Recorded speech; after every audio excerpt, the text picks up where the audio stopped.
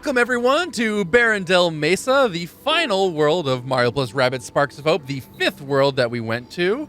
This was an interesting take on kind of a desert, futuristic / rundown, Borderlands-esque. Clearly people in the Ubisoft team played Borderlands and were inspired by that so much so that they just made kind of their own mini Borderlands world with this Barrendale Mesa. I will say, as opposed to going to the standard kind of deserty vibe, they went with a blue hue, which is very, very different. Mm-hmm. I'm so used to yellow hue. Right. I'm not going to say I love the blue hue. I actually think I would prefer the yellow and orange hue. I know it's very traditional and standard, but to me, it gives you more of that desert vibe. This gives me kind of a colder, icy vibe, and we had the pristine peaks already. It's a different way to demonstrate desolation, I suppose. That is true. It's more of a desolation than desert is what they were going for. Yeah. Old, rundown, mechanical city. Mm. I do kind of like this world. It is interesting. I like this back area a lot, actually. I think it's one of my favorite sub-areas. Oh, yeah. With the crane. Mm-hmm. I liked that mechanical mess of an area where you kind of move the crane around, do the little puzzles, and move it around again. Yeah, probably the best of these sub areas of a world. Yes, I would say, because there's just a lot going on there. But it's all condensed in a nice, easy format. It's linear, but at the same time, you feel like you're exploring. In a big loop. I did like that area a lot. This open area, I'm kind of whatever on. It doesn't really grab me in any way. I mean, it's nice, I guess, that your main objective is, clear on the other side there, and you know how to just look across the way, and that's where I need to go. Yeah. I guess that's, pretty well there, but there's not much else to it. Yeah, I mean, I guess, desert, I suppose, and there's not much in deserts usually, but I guess it could have been more. Just a lot of rocks just strewn about. It looks kind of, just random. I don't know, maybe a little rundown city to the side Perhaps. or something, or So maybe some more car lot. I don't know. Some more of the rundown tech, I think, around and like throughout, instead of just off to the sides there and maybe off in the distance. I would have maybe liked this highway to go all the way through, and then kind of see it, but yeah, I don't know, more of that, like you're saying. I know it doesn't grab me like some of the other worlds, but I do like the unique look to it. I like, they said, the back crane area, because that is more of that mechanical. Yeah. That's actually not very rundown back there, but like more mechanical area. This is more of the rundown desert thing in the front. This area also had quite a bit of story. I would say not as much as World 3, but more than probably any of the other areas. Yeah. And the lore here was actually more interesting with Mama and the Rabbids and stuff like that. Yeah. Mom coming here and saving the rabbits from their own mechanized monsters. But I will say this is more of like a storytelling story as opposed to an involved story. Yeah. And the World 3 had by far the better story where you felt like you were part of it. Yeah. I know that the guy telling the story was right there, and he talked about calamities. Nothing really kind of happened to us. But we helped out the village, and that felt good. We didn't really do anything here except for fix their windmill, but yeah, I don't know. It didn't feel as if that felt like a just main quest we progression. turned on the windmill, but everything still feels fairly desolate. Like some of these things are moving again, I guess, are active, but not really. Yeah. There's still just background dressing, really. While nothing really changed. The desert's in the still world. just kind of the same. Yeah. Yeah, the world itself, like you said, it just is unchanged. I think a big letdown for us personally is the music in this world is very, very understated. Now, clearly they wanted to go for that route. Clearly, yeah, intentional, but wow, is it just to me, I told Ina before that this is sleeping music. You put this on and very nice. If you're at the spa or something like that, this would literally be playing on the speakers to let you like relax. Which is an interesting choice for a desolate wasteland. Not saying it's wrong. Once again, this is just opinions, but for me personally, I think this music kind of missed the feeling of. I'm not asking for Cyberpunk 2077 music going on here, but I think that would have fit better, to be honest with you, than yeah, I'm kind of acting like a Rabbit here while I'm just kind of waiting around this world. This to me is the galactic space music that should have been maybe in the next area, which in the final world, which no longer exists, Curse of Stronghold. Yes. Yeah, there it had no music. Well, there had no music. Maybe this could have been there. This actually could have been even darker and evil if it was going to be there. But I suppose, or it could have been like this sort of somber sound, like Curse of Stronghold was actually, this, like Rosalina's observatory, but corrupted. That kind of, I think that will work out pretty well thematically and with the tone there. But here, yeah, it just almost puts a little bit of a damper on everything. But I mean, it matches. I guess the idea is it's supposed to be like desolation and everything broken down. I suppose. Everything broken down to the final world before Curse's. Like I think it's like Curse's impending fight type of thing. Maybe they wanted that really like kind of depressing atmosphere of the music and things like that. Yeah. I don't know. It just isn't really working as well for me. Mama is an okay character. Mm-hmm. She's not as funny as some of the other ones. Yeah, I mean, because she was there, and like so the story was. This is probably the second. This is probably the second best story. World. Maybe no. Augie's is better. Augie's is better. I think he's like him as a character. I think had more of an impact. I didn't like him personally. It's hard to root for the guy that's just straight up lazy. Right. No, you don't really root for him, but at the same time, he's like that is like more of a I guess he had a successful older brother, and his family kind of looked down on him, and you kind of got that as you read through the story. This one has a lot more lore going on with Mama coming. Yeah, right, and stuff like that. That's true. It's kind of hard for me to say. I mean, but once again, the Augie one, you're kind of detached from it. You just kind of read the story. This one, you also read a lot of the story, but you do help Mama out as you go through. I think this one's okay. I think maybe if they did more with the fact that she was kind of poking fun or like messing with Peepo during the intercom, like there's the radio chatter. Like I think they could have had a lot more fun with that throughout. Kind of they did here and there, but maybe more of that. Yeah. Or like maybe set more of that up. She built our duck thing that blasted the shields for Cursa. Right. I mean that was just once again cutscene that went so fast that you didn't even really appreciate it. Right. Yeah. They could have had more weight to that. Or if they want to build more weight, let's say the mission in this world is either a ship crash or we need to build the thing for Cursa. Same thing. Like we need to build the shield breaker. Mm-hmm. What if it's like collect 4 parts, and every time you collect a part, you bring it back to Mama, she starts building it.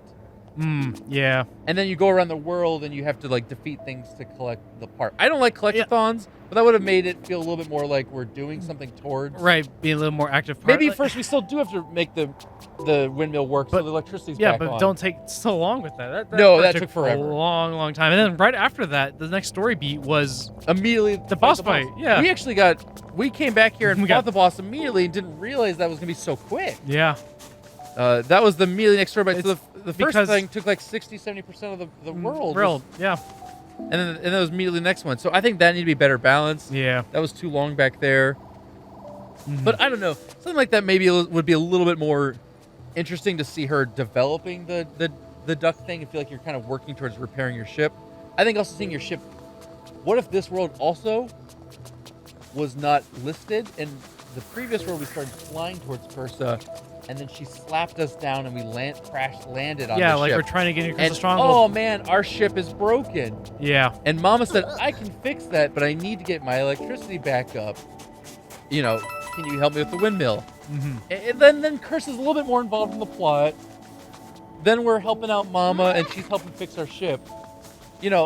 Maybe like something like that. I know that's kind of stereotypical. Maybe we don't need that, but this world also had some interesting enemies. We had Magic Koopas for the first time. Yeah.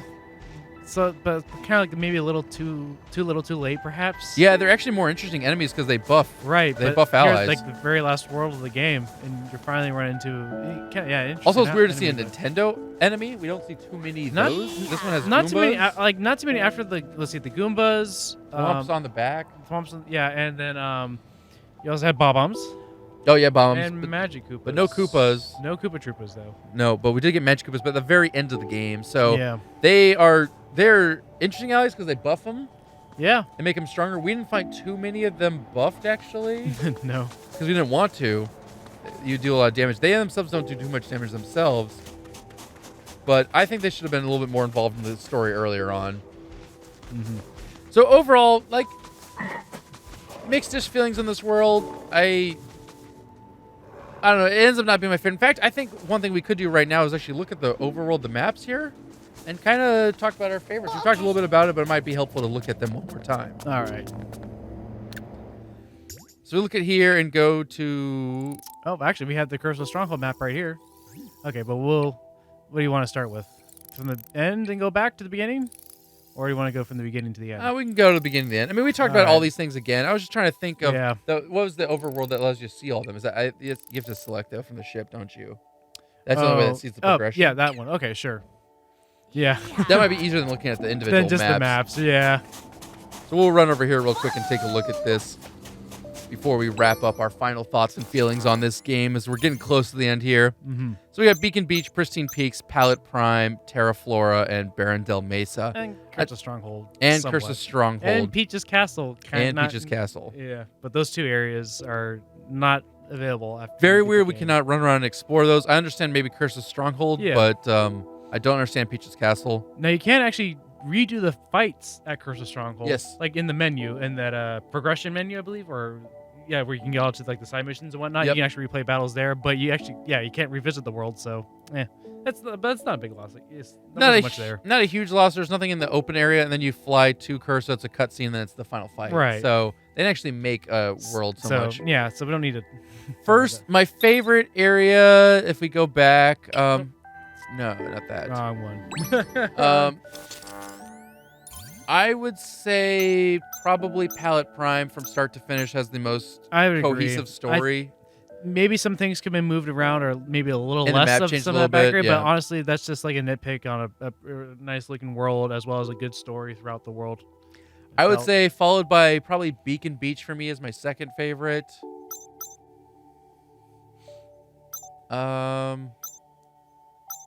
Followed by, I mean, I love how Terra Flora looks. I just really did not like the story there. Followed by maybe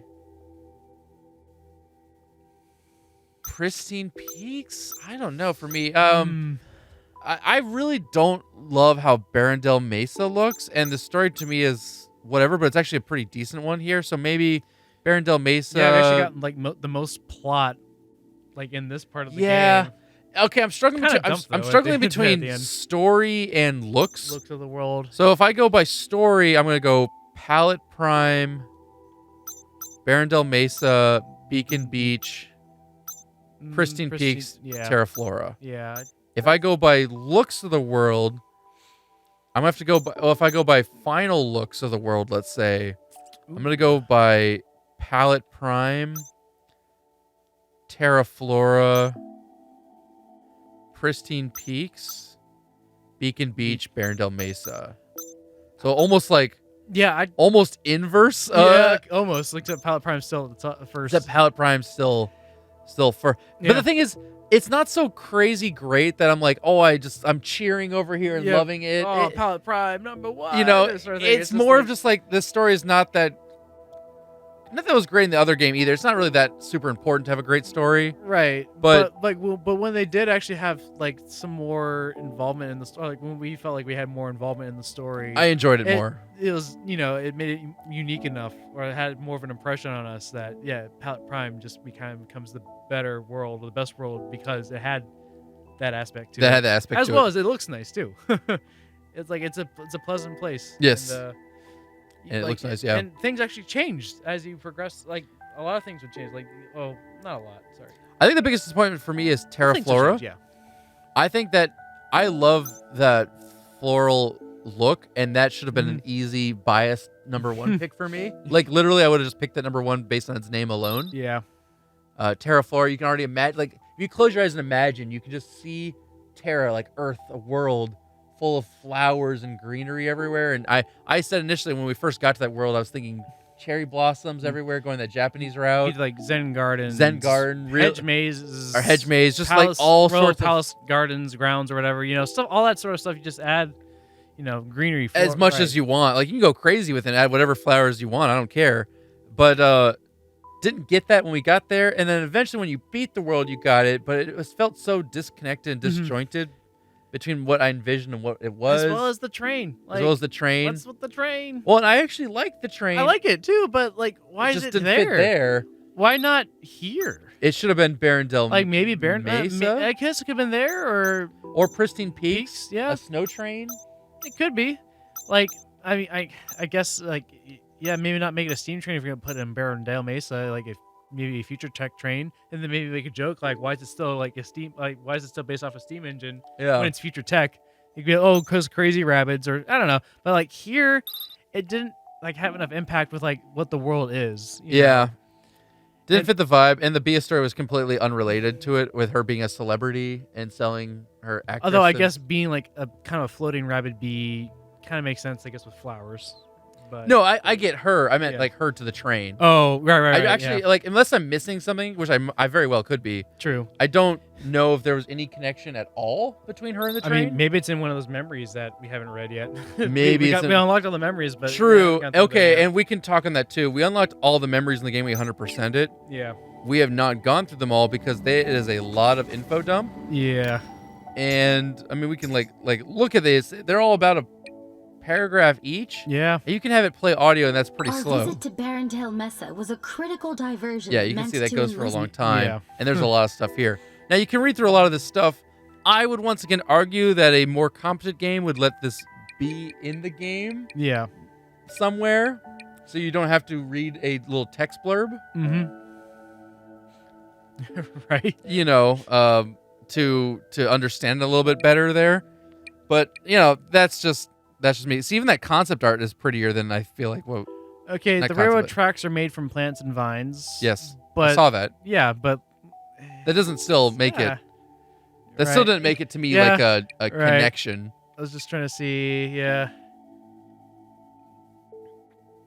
Central station of the base mount spout.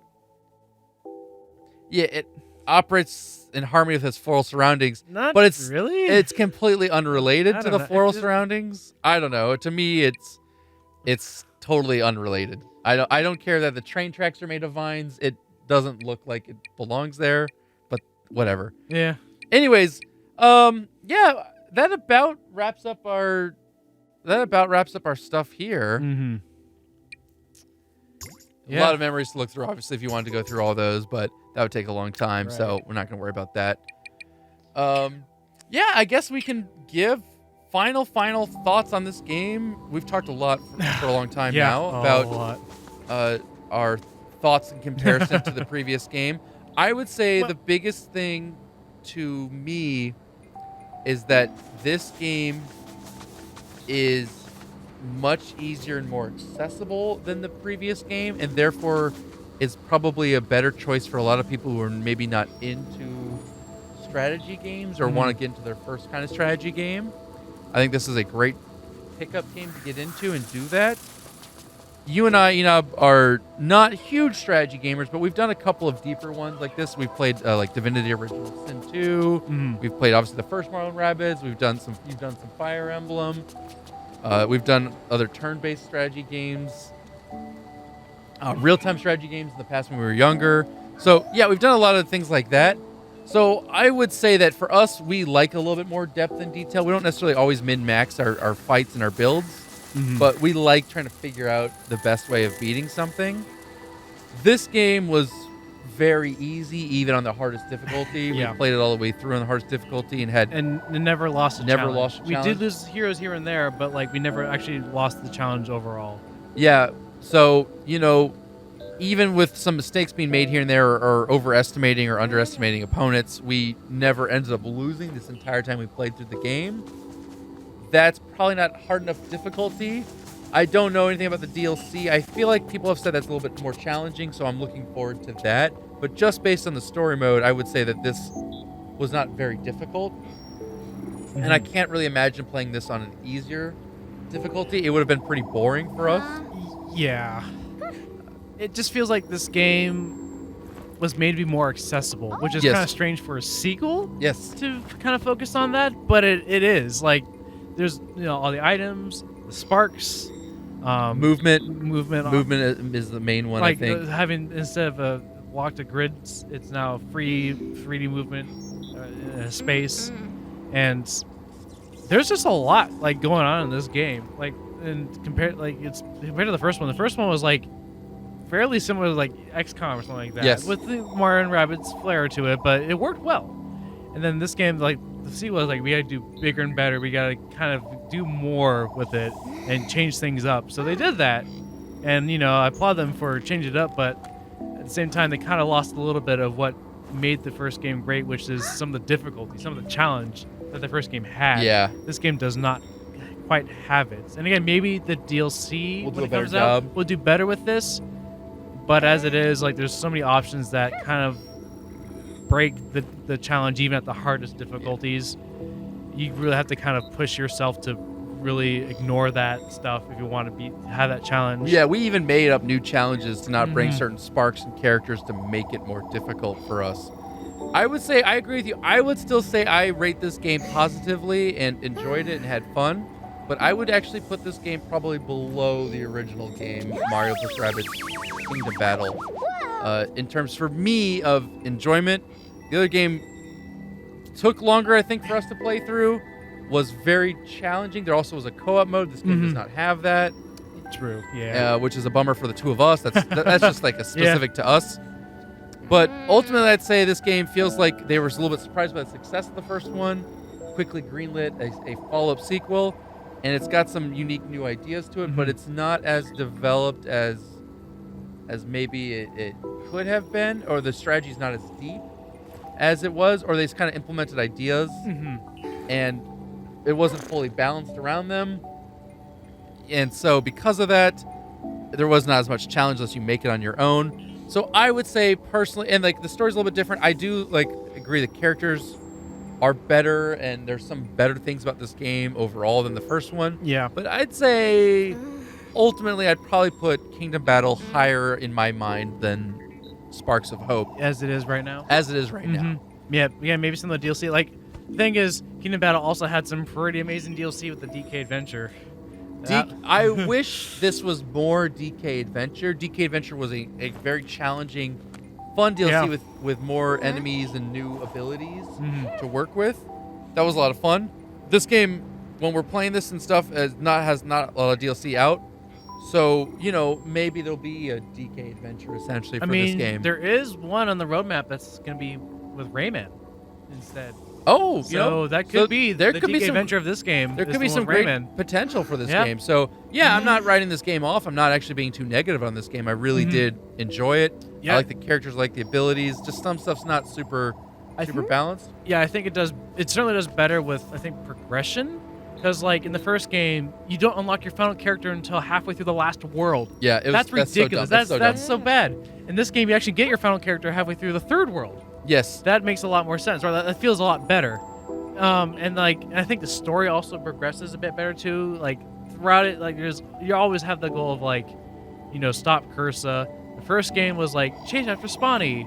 And you do that for a few worlds. Then the last world is finally, oh wait, by the way, there's this mega bug thing we gotta take care of now. Yeah, it came out of nowhere. Yeah, it's like, wait, whoa, what's this big bad doing here all of a sudden, So at least this game, I think they kind of did a little better with like that sort of focus, but they lost a little bit when it came to the challenge.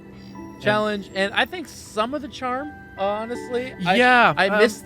Maybe it's just us, but I miss the stupidity of the Rabbids. I mean, the first game was like Rabbids invading a Mario universe. Yes. Which it literally was that. Yes. It was literally Rabbids invading the Mario universe. Here, it's a kind of like generic world. Yeah, but it's kind of like Mario invading the Rabbids universe. Yeah, but the Rabbids universe is not as crazy as you. I mean, but this Rabbids universe is like a parallel one where the Rabbids are like more sentient or a little more sane. Like they still do some crazy things here and there, but it's like instead of screaming "boah" at the top of their lungs, you walk to the NPCs and they have little nice text bobbles that say nice things. They're not even like not crazy. They're not all just blah. Yeah, actually, it would have been funny to run to a rabbit that just had blah as the whole. But we didn't get that. No. And you feel like a rabbit game should have a blah.